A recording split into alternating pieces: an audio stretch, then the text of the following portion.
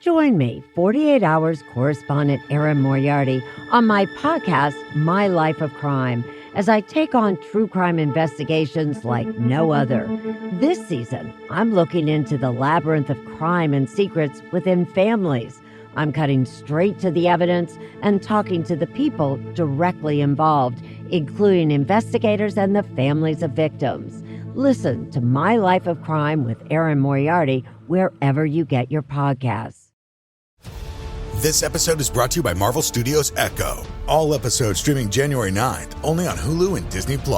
Rated TV MALV. Viewer discretion advised. Maya Lopez has betrayed her mentor, the notorious Kingpin. Now on the run, she returns to her hometown to prepare for the biggest fight of her life. Don't miss Marvel Studios' hardest-hitting series yet. An epic 5-episode event. Marvel Studios Echo. All episodes streaming January 9th, only on Hulu and Disney+.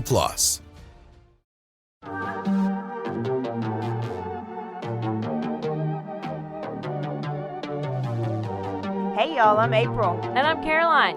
And this is your Bloody Happy Hour. Caroline, are you ready for this?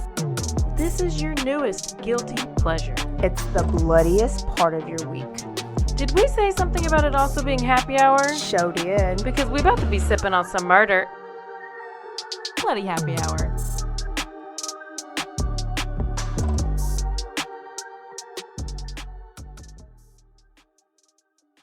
Hey y'all, this is April. Oh, this is Caroline. This is your Bloody Happy Hour. What day is it, Caroline? It's Thursday. And we're thirsty. And Anna bought us another thing of whiskey. Anna, who are you? You're amazing, Anna. How did Anna buy us this whiskey, April? I think she did at Bloody Happy Hour. At Venmo?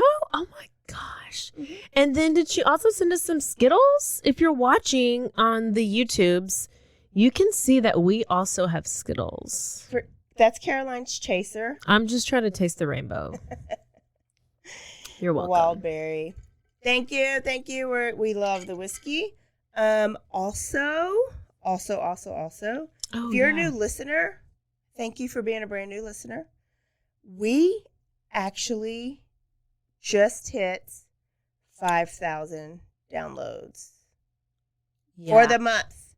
So you guys loved this past month. What did we even talk about? I don't even remember, but thank you. We haven't. We must be doing really good.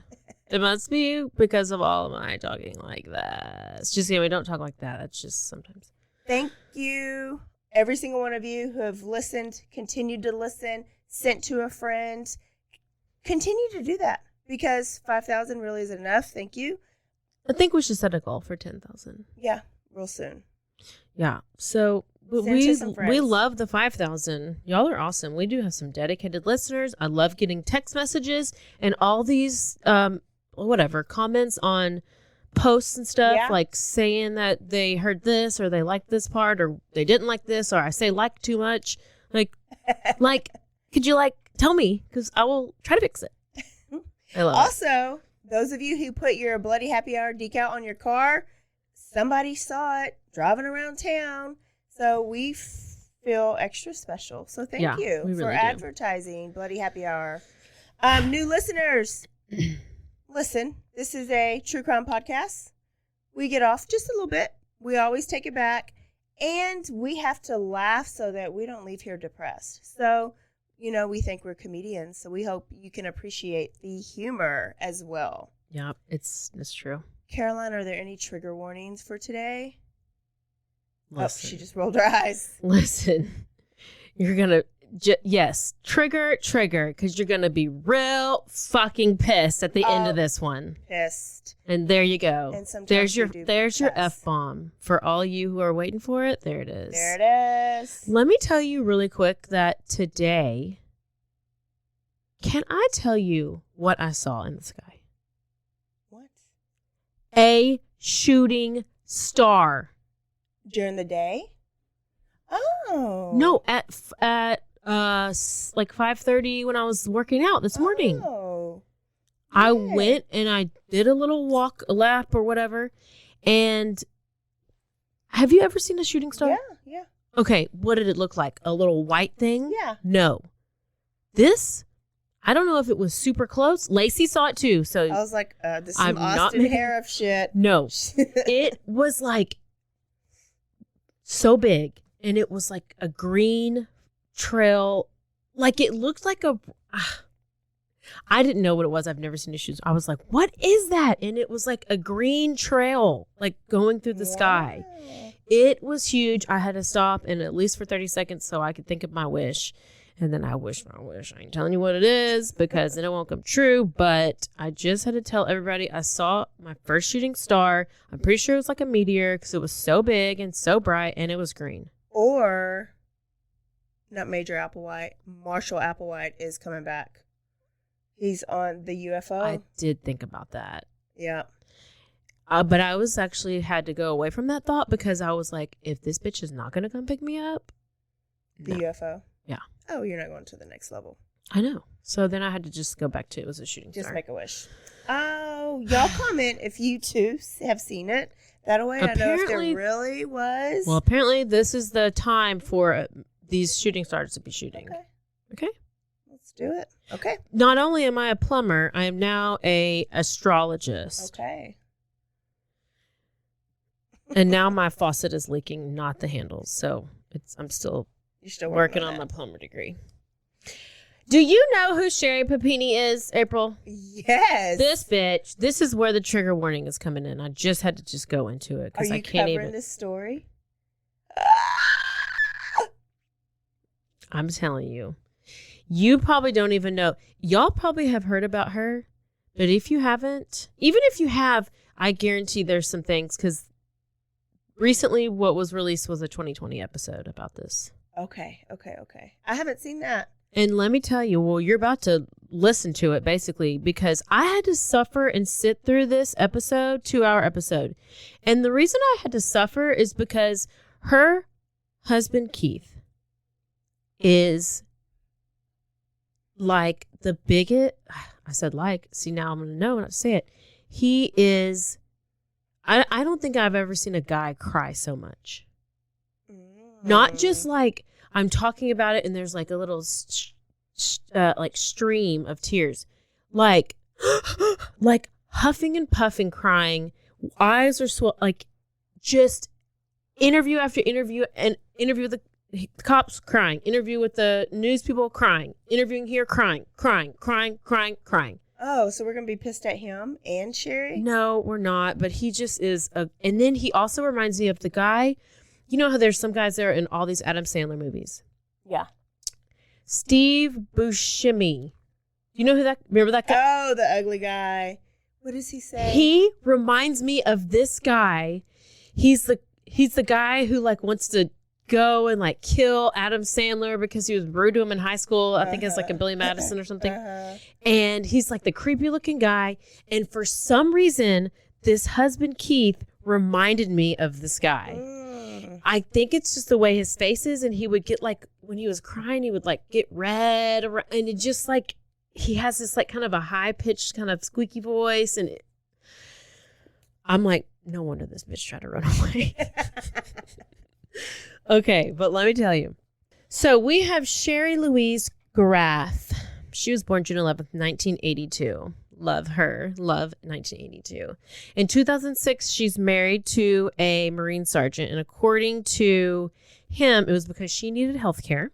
Oh, and yeah. And so they actually never lived together and they ended up getting divorced in 2008. And it didn't take her long because in October 2009, she found Keith Papini. Poor guy. She married him and they end up having 2 kids, a son and a daughter, and they live in Redding, California. What did Keith do? Keith did something and he was the only one that worked. She didn't work. Okay. I can't remember where he worked. So that's all we have about her childhood because we don't really care about her. Just kidding. They didn't really give much detail. But November 2nd, 2016. Okay. Keith is at work. Kids are at daycare. And Keith comes home from work, usually comes home, sees Sherri, the wife, and the kids. Well, and he's like, where's Sherri? She's not here. And where are the kids? So he's looking around, nothing, nobody. Calls the daycare. the daycare is like, the kids are still here. Uh-oh. He's like, well, that's weird. Where's Sherri? Why did she not pick the kids up? So he goes and does what anybody would do, and he gets his phone and he starts searching Find My iPhone because he's looking for, I'm sure he picked up the kids, but starts looking for Sherri, Find My iPhone, figuring out where she is. So he pings her phone about a mile away. Like they have, like where they go to their mailbox. It's like a bunch of mailboxes. Mm-hmm. About a mile away from the house, he finds her phone. And her phone is there with some earbuds, and there's like some hairs. Okay. Some hairs. So he takes a picture of it before he touches it or anything, and then he immediately calls the police, and he reports her missing. Okay. There's her phone, whatever. So a couple days go by, and all of a sudden this story just blows up, and it's all over the news. Is she cute? Because guess what? She's missing white woman. Is she pretty too? I don't know that I've just heard her voice. She is a tiny blonde girl who has blue eyes, blonde hair. Oh, America's sweetheart. But she's got a lot of gums, and I just don't like her. She has too many. I don't like her. I don't like her. See her? Oh. When you see her, anyways. So, makes national news. There's press conferences. There's family that are looking for her. Strangers are looking for her. And several years before this, another girl, Tara Smith, had gone missing in the same area. And so, like, it kind of affected that family. And they were, like, really involved in helping and all this stuff. Keith's friends, they set up a GoFundMe. There's a reward that's set up. This GoFundMe ends up like raising almost $50,000. And I mean, everybody's just doing the most. So so she goes missing November 2nd. Okay. Question? No. Okay. November 11th. Okay. 9 days later, after the disappearance, investigators are still no closer to finding her. And they start like questioning the phone, the earbuds, the hair. They're like, I mean, maybe this looks a little staged. Yeah. Like, let's really focus on Keith because you go for the husband, obviously. Yeah. Obviously. And they were like, can you take a polygraph? And he's like, absolutely. He probably starts crying because, he was crying this whole time. And can you imagine, like, his videos when we watch his videos, like when Chris Watts Chris Watts' wife, when Shanann went missing. Yeah. You knew, like, right when you saw the video. You could tell this guy is like weak and like timid and like pushover. So people weren't even really assuming I don't him. think they were. Okay. So he passes his polygraph and his like alibi is confirmed. His coworkers are like, he was at work at the time of the disappearance. Nothing suspicious. Okay. So 3 weeks go by and it's Thanksgiving morning. And a trucker calls 911 and reports a lady on the side of the road who needs help. Oh. Okay. Wait, where are we? We're in Redding, California. Okay, that's right. 911. 911 emergency. What are you reporting? Hi, I have an emergency. There's a lady on the side of the road needing help. Do you know what's wrong with her? She's saying that she got kicked out of her boyfriend's. Okay, just be safe where you are. What is she asking you for? She's chained up, her vision's blurry, and she needs an ambulance. Do you see her chained up? Yes. Her name is Sherri Papini. Can I talk to her? Here. Please, Sherri, I need you to listen to me. Listen to me. Do you know where you are? No. You've been in the car. Okay, take a deep breath, sweetie. Who chained you up? Do you know the person or were you kidnapped? I don't know. Okay, listen, I have help on the way. I want to Okay. Did he say boyfriend? Yes. And panini? He said boyfriend and panini. He was a hungry truck driver. He was so hungry. All he could think about was going to get that damn panini from wherever you get it, Subway or Wendy's. Did they have him on the 2020? Yes, that's from the 2020. I know, but did they like talk to him separately? No. Okay. No. But he sounded like he was hungry. He didn't have time for all that. So she's found, like, wow, what is happening? She immediately calls her husband and is like, oh, honey, I love you. She's just freaking out. She's a good actor. Clearly. Or is she? So did I tell you what day this was? This was Thanksgiving Day. So it's Thanksgiving morning. She's found on this highway. She's 146 miles away from Redding. Wow. So she had been to Costa Mesa. That's where she was. And she had been missing for 22 days. Okay. Mm-hmm. So she's over here freaking out, all the things. She's immediately taken to the hospital. And she's like getting all of her injuries treated because, like, first of all, everybody's shocked that she's alive. You don't go 3 weeks and come out alive. Yeah. No. So, but not only are they shocked by that, but they're more shocked by her injuries. Now, do you know what kind of injuries she has? I remember one. What is it? Branding. Yes. She has injuries on her face, on her arms, on her legs, on her chest, on her back, bruises, cuts, her hair's chopped off, and she has lost so much weight. They said almost 15% of her body weight she lost. What? And she was not big. No, so she was like I heard somewhere like 84 pounds. How little was she? Before or after? I heard after. Okay.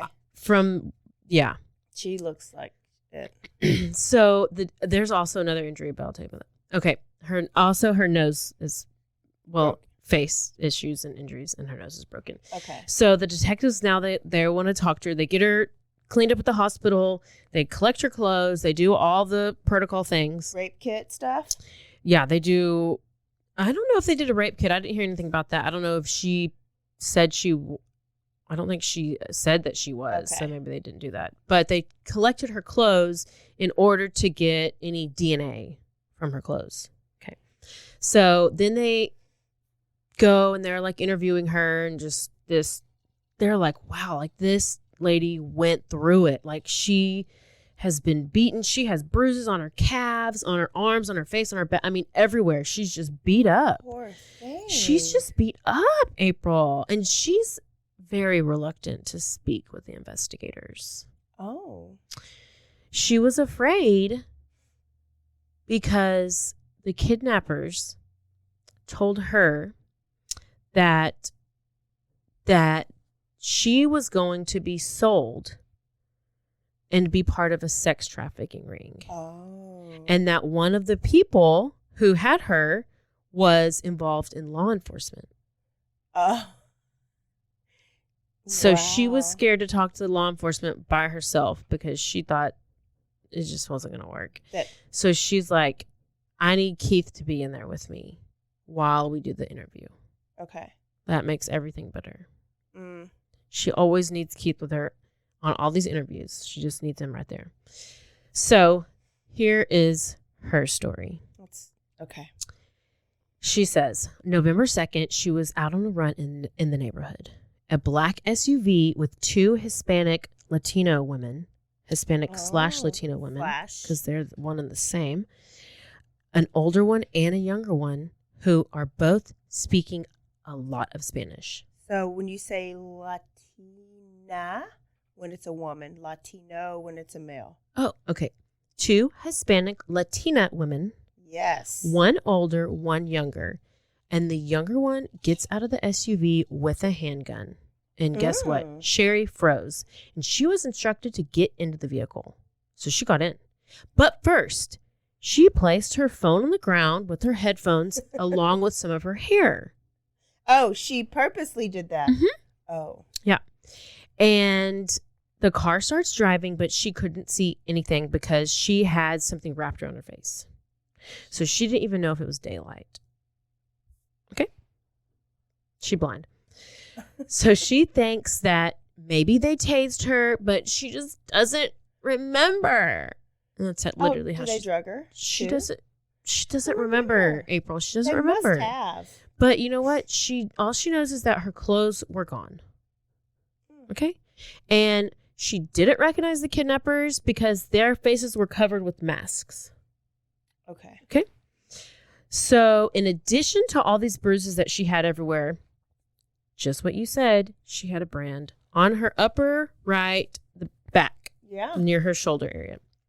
And she said that they brought in a table, they hit her back, they tied her to the table so she wouldn't move, and they hit her every time she moved.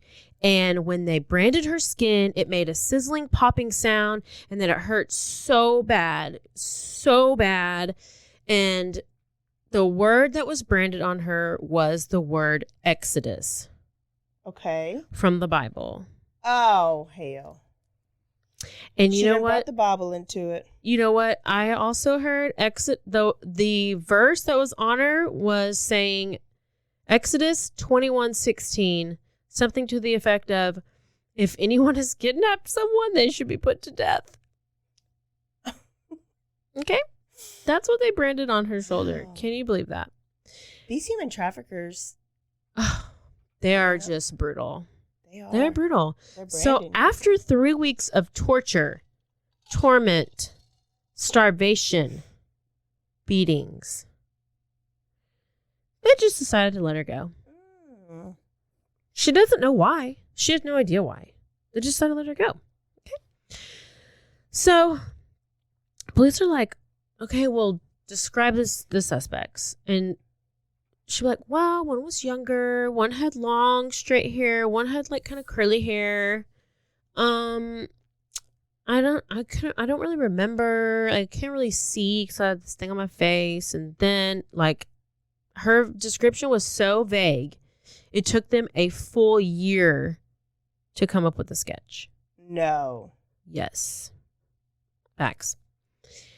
So then she's going, like, this first interview with them was like at the police station. And then now they're at the second interview where they're at her home. And this is just still a few days later. Okay.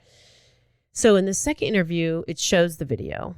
And she has this bandage over her nose while she's telling this interview.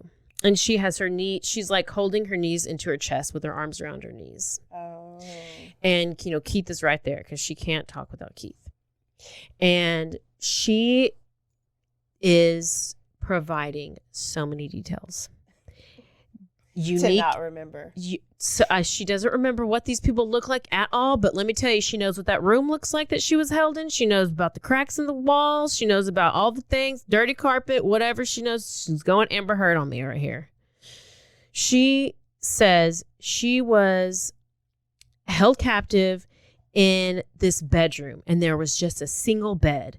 There was no artifacts in the room. There was boards on the window, and there was a chain around her waist. And this chain was attached to a metal cable, which was attached to a pole that went into the ceiling. Oh, was she at Ariel Castro's I house? think she might have been. And then she said that the chain had enough slack in it that she was able to get to the bed, but she wasn't able to get to the closet. Then she starts describing the bathroom, and she's like, it was just a standard bathroom. There was like a crack in the tile. It was light colored tile that was speckled. There was a crack in the tile. It was always hands on the wall. It was really high pressure shower. And the first shower just hurt really bad. The burn was fresh. The water was running over it, and there was open wounds. I mean, this is a full quote. So we can go watch this video of her saying this? Or is yes. This is all on the episode of 2020. I know. And I'm going to play more for you. I'm going to play more for you in a second. Okay. So don't even leave. Do we need to... No? I didn't time it. So she has all the details. And then within a few months, police start noticing some red flags because her story is not very consistent. And they start to realize that someone who is being sex trafficked, this isn't how they would be treated. If you're being sex trafficked, and maybe our sex trafficking officer friend would know, but like, I don't think you want to mess up their looks. Right. You don't want to mess up their face. You don't want to change their look because that's what you're selling. Yeah. So they start putting all these things together, and I don't know how they didn't figure it out sooner because she just seems like very dramatic. And then all of a sudden rumors are spreading that this could be a hoax. Good. What? A hoax? So a year passes. Okay, we finally have the sketches. And I'll post the picture. It's just black and white picture of these people with like a bandanas over their face, and it's the worst thing you've ever seen. And it doesn't take them long.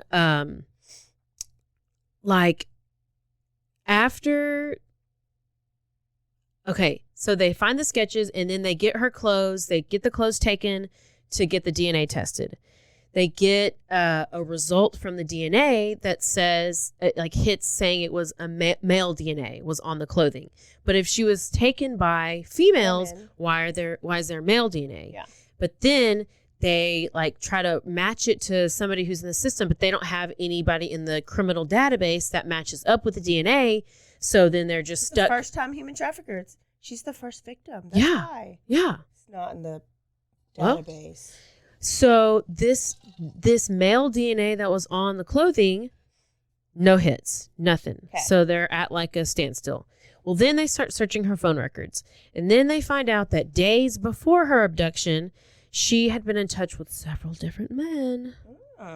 And they started questioning her friends, and they talked to her ex-husband. And her friends and her ex-husband both were saying that she did have a tendency to lie and to run away whenever she just wanted to get away from a situation. She's a runner. So one friend said, quote, "This is how she used to deal with things as a child. When things got hard, she would just run away." The friend also said there was some infidelity issues in her background and that Keith even knew about it. Oh. So at this point, Papini is all over the place. She's Papiniing everywhere. She's Papiniing in California. She's Papiniing everywhere. She's just Papiniing. Every time we hear somebody lying, I'm never going to say Papini. There's a Papini. It's a Papini. This a Papini. Stories all over the place because what she's telling. First, the kidnappers were branding her so she didn't run away. And then they branded her because her chain was rattling that was strapped around her waist. And then her kidnappers were like, oh, the person that wants to buy you wants you branded. So she keeps changing her story, and they're just like, we're really confused because the brutality, the injuries that you have are so bad. Nobody could do this to themselves. So that's why they were conflicted on whether, because they wanted to, I think that they thought she was lying, but then when they questioned themselves, they were like, there's no way she's making this up. Yeah. There's no way you could brand yourself. There's no way you could break your nose. There's no way you could do all these things to yourself. Yeah. So that's why they just were kind of like, ugh. And then she also had told them that she did break her nose with a hockey stick. That time or before? Or what do you mean? When? While she was there. She broke her nose with a hockey stick. Yes. On purpose. She tells them that right now? Or later on? Well, this is what she ends up telling. She ends up telling them this later on, but that's just one of her main injuries. I'll tell you. Okay. So this is all in 2016, 2017. Well, a few years go by, and then all of a sudden, 2020 comes, and there is a DNA match for what was found on the clothes. So this man went to jail. No. 23andMe or whatever, whenever anybody, it's familial DNA. Okay. So how they do it is they can, apparently his dad maybe did a DNA family test or 23andMe to see what's your genealogy. Like I've done that. Like I'm in the system for sure. I needed to see how much black I had in me. It was like only 1%. But so the dad did it. The has ends up hitting on the dad, and then they see the dad has the son, James Reyes, and James Reyes is an ex-boyfriend of Sherri Papini, and then Sherri Papini and James Reyes have a picture on Sherri's Facebook together from back in the day. So this is the ex-boyfriend who the truck driver was talking about, or the boyfriend. Yes. Yeah. So, wow, what are the odds of this? This is crazy. Way to go, DNA. So the police go to this guy's house and they start questioning him. Okay. And I was kind of confused at first, but then I was like, oh, it's been 4 years since this has happened because it's 2020 and this happened in 2016. So the police are like, well, have you spoken to Sherri Papini? Hey, like, we're here about Sherri Papini. Have you spoken to her? He's like, not in a few years. Well, because it was a few years. And they eventually, after almost an hour, he finally was confessing about all these things. So she got away with this lie for 4 years. Yes. Because they had nothing. They had no proof. Yeah. She almost got away with it. Okay. And poor little Keith probably just been catering to her ass. And he's just crying the whole time. He's just still crying. He's shedding tears. Just crying. He is dehydrated from all those tears. So the ex-boyfriend, James, goes on to tell police Sherri lied to him. She was telling him that she was being abused by Keith and that she needed to get away and that she wanted him to come pick her up because he was abusive. And I don't know how good of BJs she gives. She doesn't look like, she doesn't have a face for blowjobs. Like she has a lot of teeth and she doesn't have big lips. Ooh. I don't know because he drove 9 hours. What? 9 to pick her up. What? And have they been in touch before? They said, I don't know. She had been building this up. They had been talking and she was building up how I'm sure. Yeah. But apparently they had no sexual relations. I don't understand how. Oh, you drove 9 miles and didn't get laid? 9 hours. 9 hours and didn't get laid? Exactly. I don't understand any of it. I don't believe it. But this is what he's saying. He tells them this, and the police start asking the guy, they're like, well, so what do you know about these Hispanic Latina women and holding her at gunpoint? And he's like, I have no idea what you're talking about. That I was never told about any of that. He says, she instructed me. I would love to instruct somebody. She instructed me to go get a rental car, to leave his cell phone at his house, drive the 9 hours, pick her up in Reading, and he gets to his apartment in Costa Mesa and he gives Sherri the bedroom. He stays on the couch. She asks him to put up plywood to block out the windows. And she just stays in the bedroom watching herself on the news on her phone. And he just notices she starts losing weight. And he's comes home from work one day and she had chopped her hair off. And then he's noticed she had these bruises, and he said she just kept hitting herself.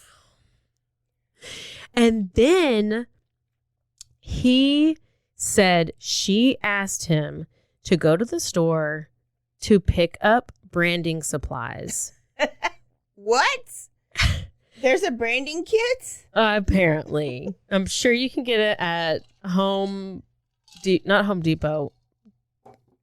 What's the craft store? What's the craft store? Hobby Lobby. Hobby Lobby. Or a Ace Hardware. Yeah. No, like a... I don't even know there was a branding kit. That was this tiny little... But listen, she asked him to brand her. And you know what? He reluctantly agreed. Wait, did they go to the same...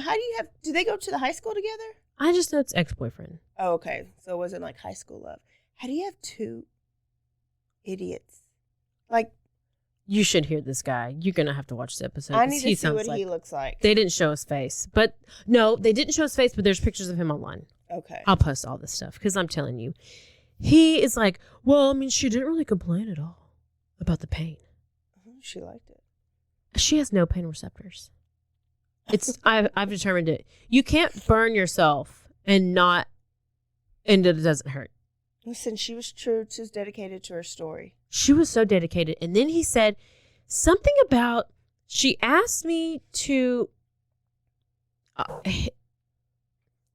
hit a hockey puck off of her. That's why she was hitting the face with the hockey stick.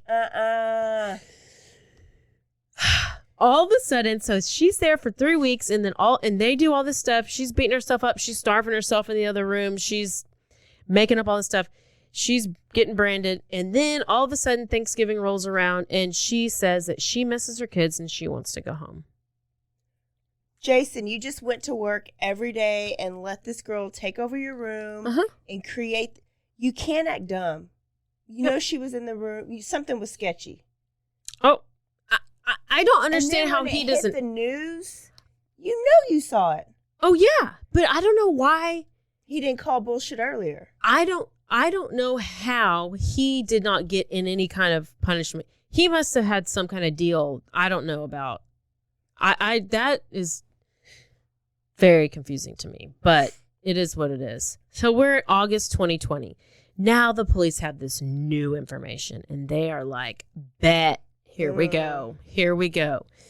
And they know it's a hoax, and they call Sherri and the husband in for questioning. 4 years later. Yeah. So they get him in the questioning room, slide her over some pictures of the room. And they were like, it was a photo of the bedroom, photo of the bathroom, photo of the crack in the freaking wall, the speckled tile, photo of the pole. And it was like, we have found the place that you were held. And Keith is over here like he is so excited. He's like, oh, we got these people. Let's get them. He's like in his seat, just kind of like, oh my gosh, like he's sitting up, like he's engaged. And she just slowly like sinks back in her chair, crosses her arms. So he's super excited. I'm pretty sure he started crying. And then Sherri's like, oh, I mean, it looks similar, but I don't think that's the same place. This one has granite and the other one had Formica. So here's the interesting thing. The interesting thing is that she found two dumbasses, two men that are that dumb to believe her. I know. I'm going to play one more clip in a second. They ask her, they're like, well, we have some questions for you, and we have some stuff that we need to tell you. Do you want Keith to stay in here? Well, up until now, she's needed Keith by her damn side every single second that anytime anybody's talking to her. And then she looks at him and she was like, do you think you want to stay for this?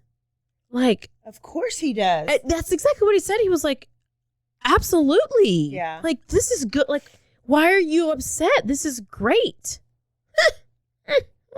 Okay. And let me just play a little something for you. Oh, goodness. Because she's over here saying to Keith, I don't know if this part plays in here, but she's talking about she doesn't want police to catch the kidnapper because the kidnapper saved her life and is the only reason that she's able to see her children every day. Yes. Okay. This bitch. So there was one nice kidnapper. Yeah. Let her go. Isn't that nice? And now a word from our sponsors.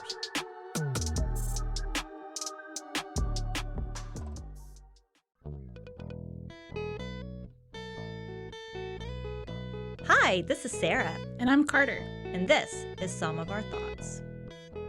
We're two Southern sommeliers, and we want to share everything we love and know about wine.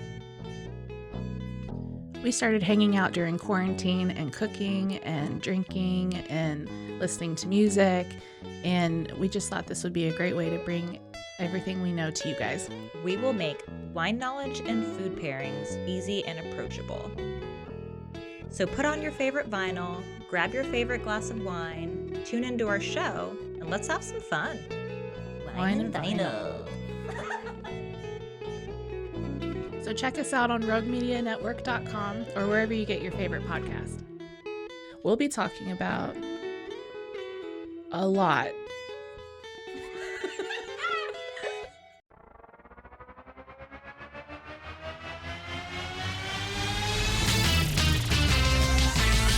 Bros and foes and heroes. Gonna tell you about bros and foes and heroes. Gonna tell you about. Hey, I'm Zach. And I'm Mike. And we have a fantastic new podcast to tell you about. Bros, Foes, and Heroes. It's the two of us looking into the world of comics, breaking down some characters that you may have never heard of, and some that are just absolutely ridiculous. Yeah, so Zach comes up with a character each time, and I go into it just completely blind. I don't know who this person is or what their abilities are or anything, and basically I guess we kind of go over their origin story and just some of the ridiculous stuff that maybe, especially Golden Age stuff. Oh, Golden Age stuff is always the best, and we will make sure to highlight all of the shenanigans and just absolute weirdness of everything. Yeah, that's right. So subscribe today and follow us on Instagram at Bros, Foes, Heroes. And if you don't, I know where you live. Not really, but please subscribe. Bros and foes and heroes. Gonna tell you about bros and foes and heroes. Gonna tell you about.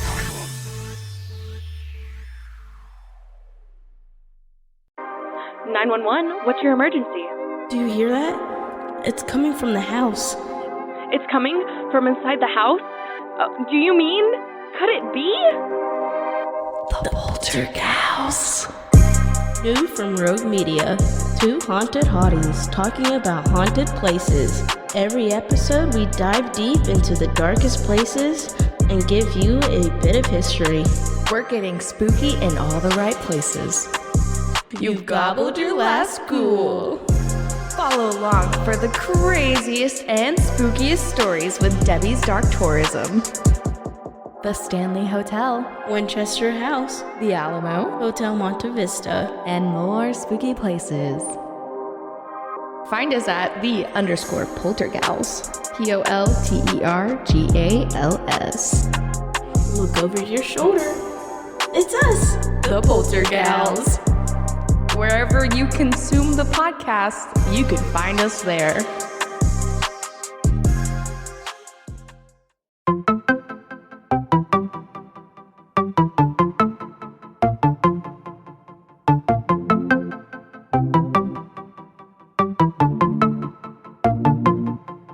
Welcome to One Star Rewind, a new podcast about those dreaded one-star reviews that every business owner hates to receive, but yet every customer loves to read. During this podcast, we will peel back that one-star review to better understand how it happened, when it happened, and what the business owner is doing after receiving that one-star review. This podcast will be about love, hate, and laughter. On One Star Rewind, we will meet with real business owners who will tell their stories and how they do rely on reviews for their business. Follow us on Facebook, Instagram, or download us at roguemedianetwork.com. Please subscribe, but only rate and review for not a one-star review. Join us each time for a new review and a new story.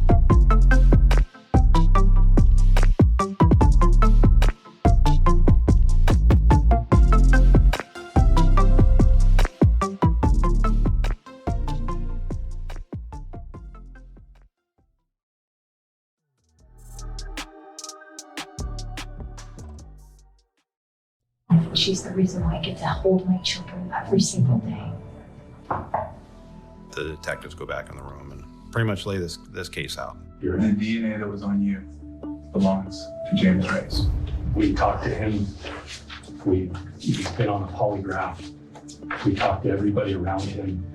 We have the rental agreements, phone rental, car rental agreements. The reason why you lost so much weight is because you stopped eating.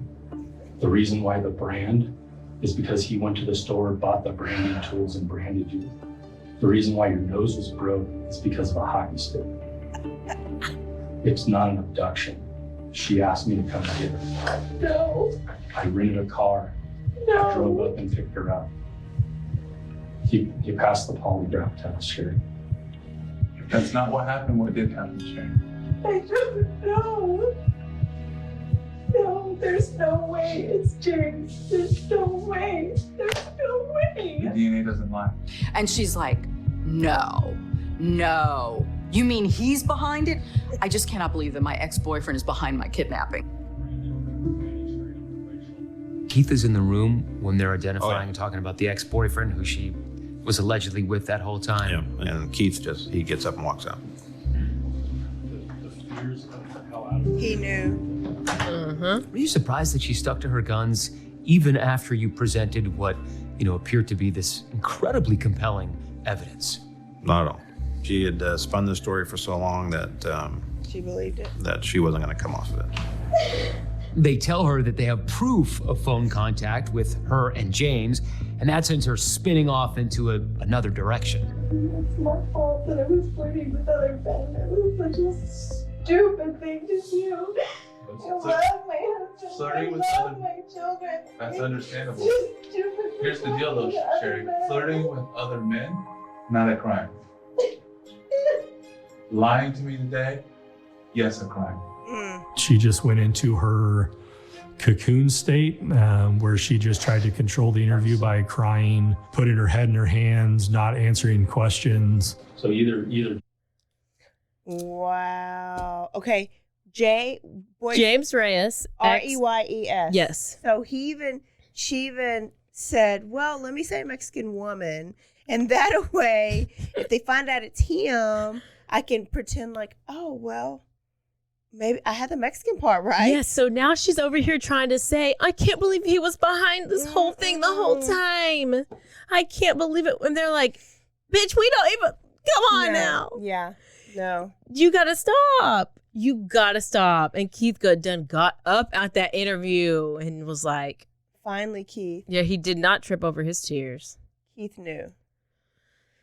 He didn't have the balls to ask her herself. She then goes on to say that she won't say anything else without a lawyer. And then Keith, they take her out of the room because they're like, all right, bet, take her out, bring Keith back. He's totally shocked. I'm pretty sure he peed on himself.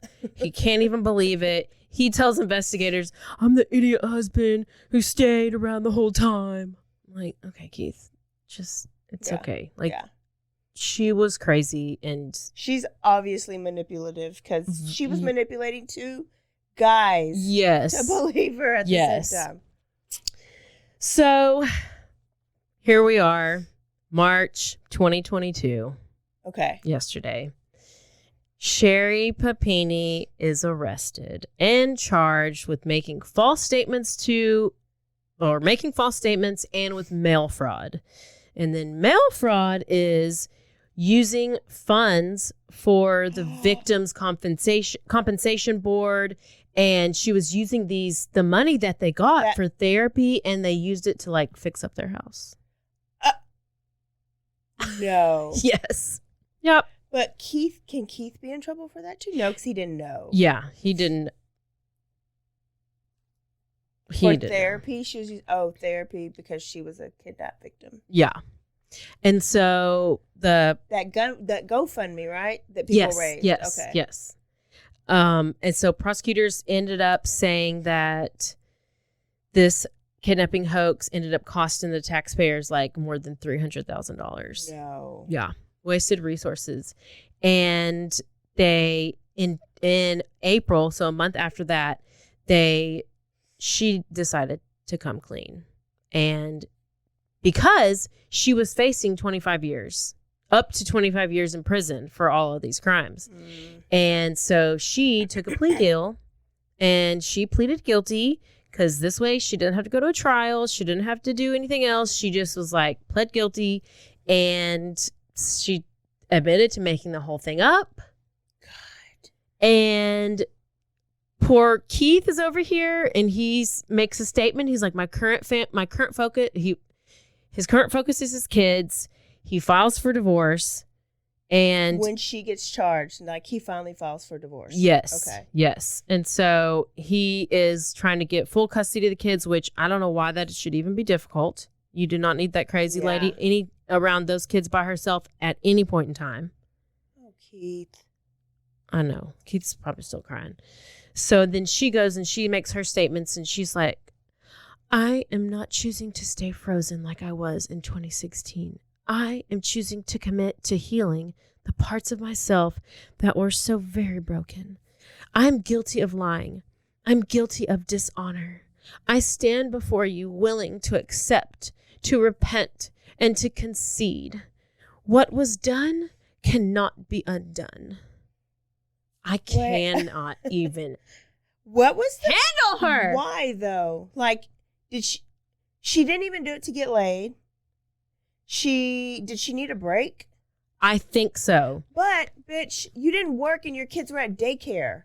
I know. That was the number one clue right there. I think she just needed listen, she is obviously so dramatic. She needs somebody else who is as dramatic. Keith was not dramatic. Keith was boring and Keith cried. Obviously so was Jason, because you didn't even go over there and do the dirty with him. Yeah.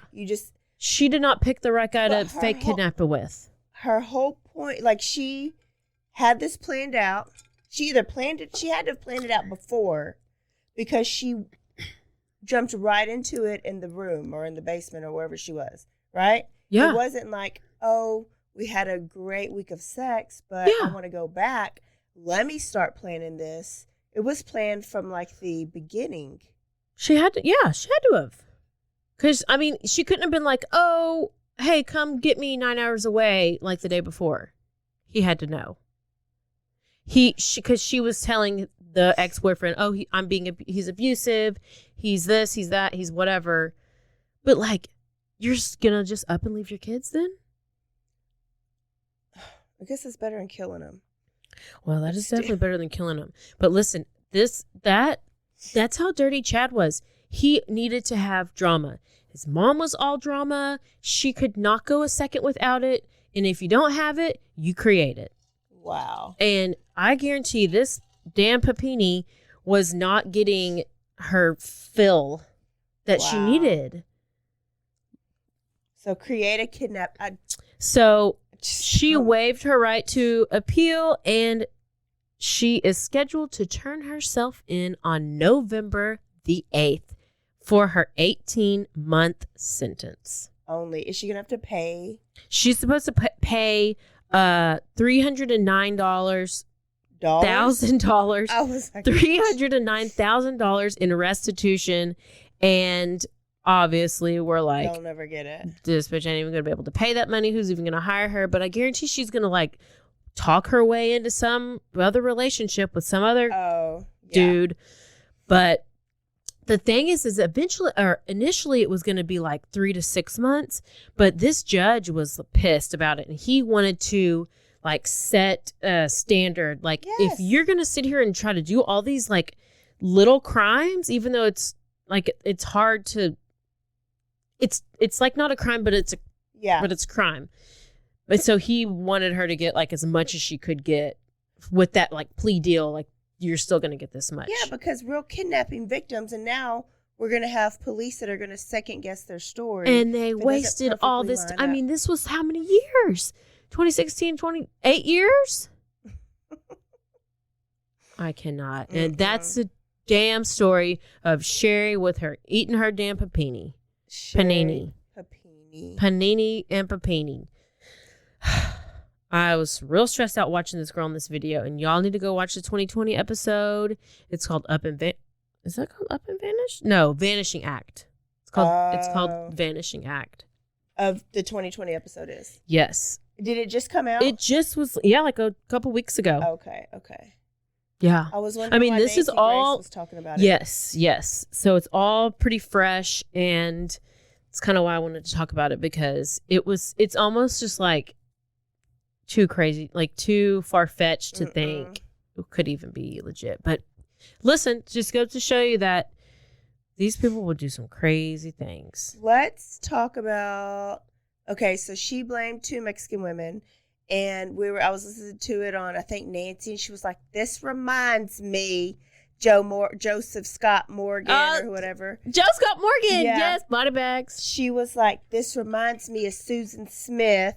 Oh, yes. And she blamed the black guy, but it reminded me of Casey Anthony. Jodi Arias. Well, she said Jodi Arias, but Casey Anthony, remember the Hispanic Zanny the Nanny? Zanny the Nanny. Or Puerto Rican Zanny the Nanny. It's like when a white girl gets desperate, they know, let me just take all this pressure off of me. Why do they always want to blame like a Mexican woman? Or a black male?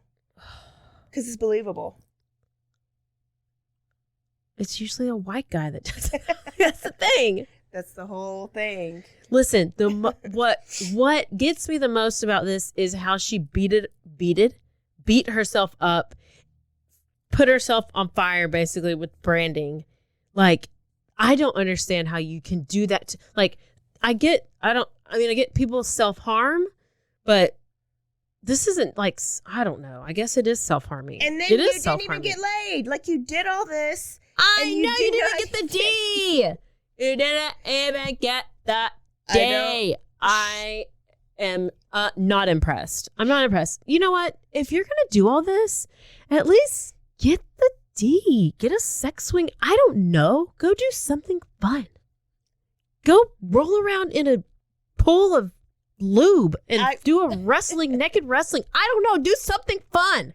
I would understand it more if she had like a Are we going to basically go to a porn podcast right now? Because I'm okay with that. I'm here for it. Cheers.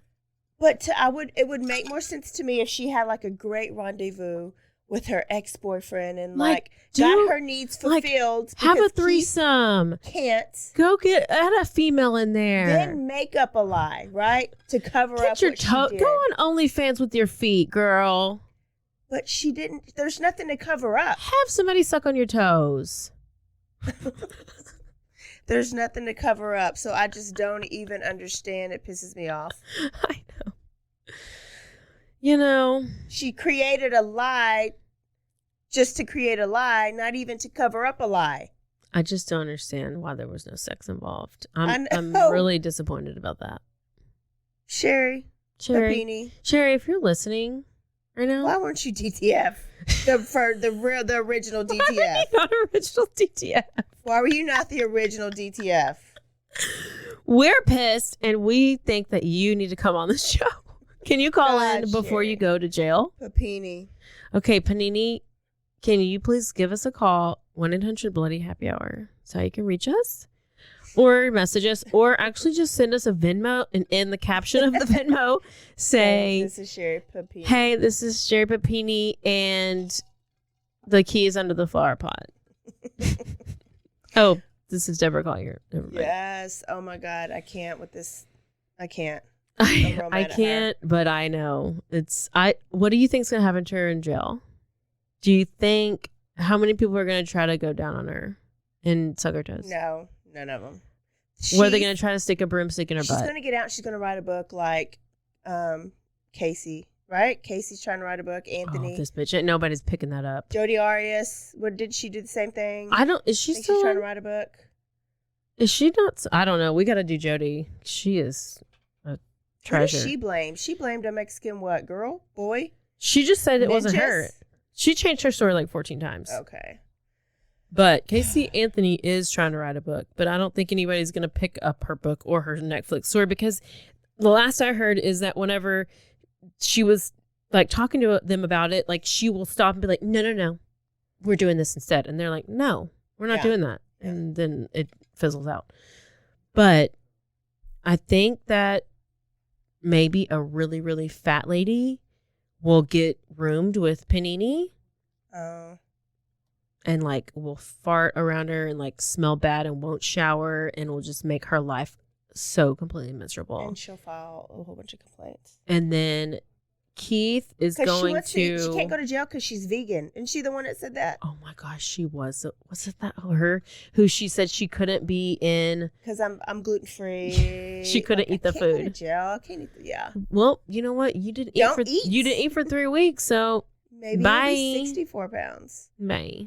Oh, y'all. I hope you're as pissed as I am. Keith, if you're out there and you're listening, I just need to tell you, just grow one ball and it'll be okay.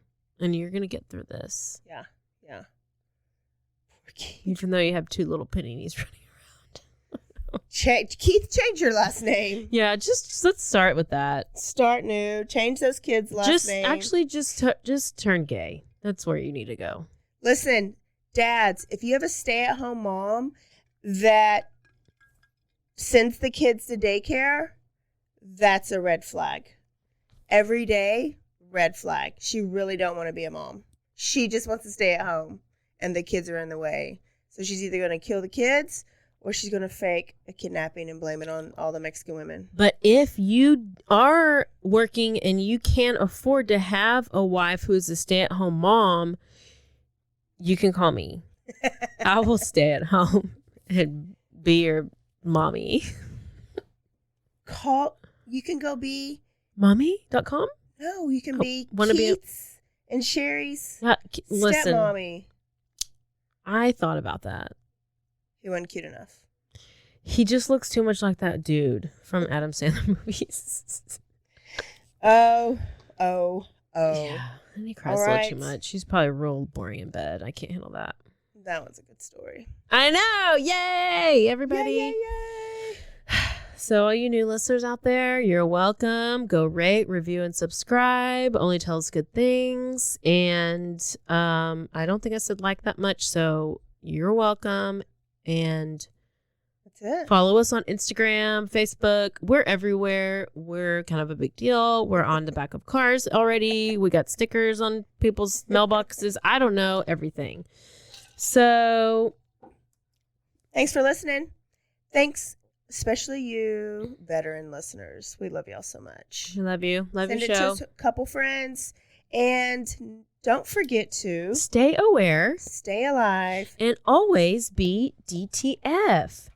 Down to find the murderer. Down to find. But also be the other DTF so that you don't fake a kidnapping. Bye, y'all. ASMR fired. Done.